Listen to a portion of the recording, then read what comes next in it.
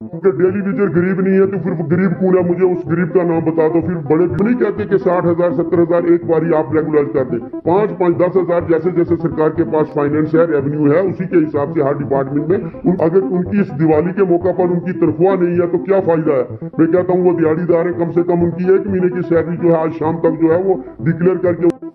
जम्मू कश्मीर में जो बहुत सारे मुद्दे चल रहे हैं, पहले बात करेंगे डेली वेजर को किस तरह से देखते हैं। देखो, डेली वेजर का मतलब ये है कि जिसमें सरकार में अब डेली वेजर्स कहते हैं कि हमें ऐसे लगाया, बैकडोर लगाया, वो लगाया, और सरकार उनकी कोई बात नहीं मान रही। ये माना हमने कि डेली वेजर से उनको एक नाम दिया जाता है। जब कोई भी गवर्नमेंट होती है, वो कोई भी पॉलिसी फ्रेम करती है तो वो उसको कोई भी नाम दे सकती है।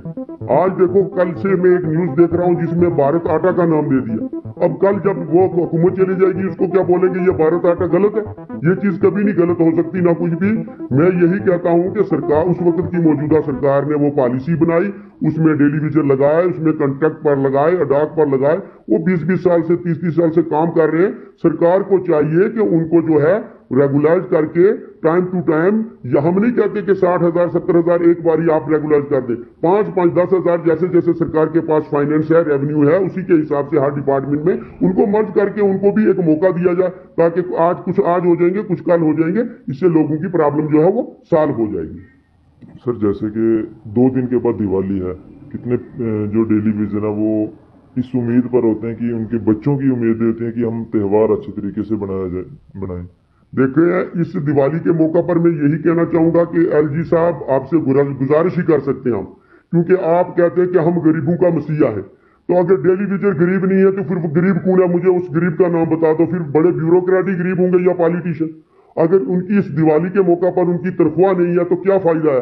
मैं कहता हूँ वो दिहाड़ीदार है, कम से कम उनकी 1 महीने की सैलरी जो है आज शाम तक जो है वो डिक्लेयर करके उनके अकाउंट में क्रेडिट होनी चाहिए, ताकि कम से कम अपने बच्चों के लिए वो एक मिठाई का डब्बा तो ले जाए घर में। कम से कम घर वालों को ये लगे कि हमारे वालदेन जो है, हमारे फादर जो है, हमारे घर वाले जो, वो किसी डिपार्टमेंट में, और उनको आज पे नहीं मिली और हम खुशी से ये त्यौहार मनाएंगे।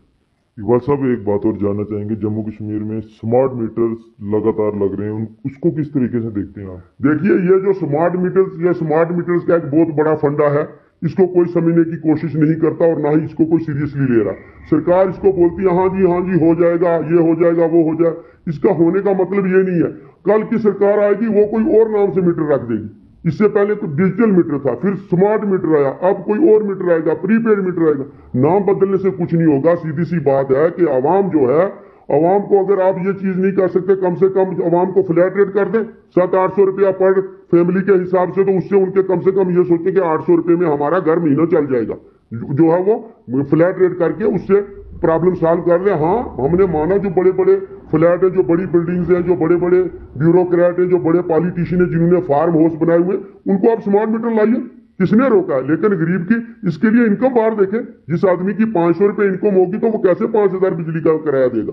कम से कम गरीबों को, अगर मोदी सरकार कहती है कि हमने इनको गैस सिलेंडर में छूट दी, इनको फलानी जगह सब्सिडी दी, और कम से कम बिजली में भी तो सब्सिडी दे दो, गरीबों के लिए छूट कर दो।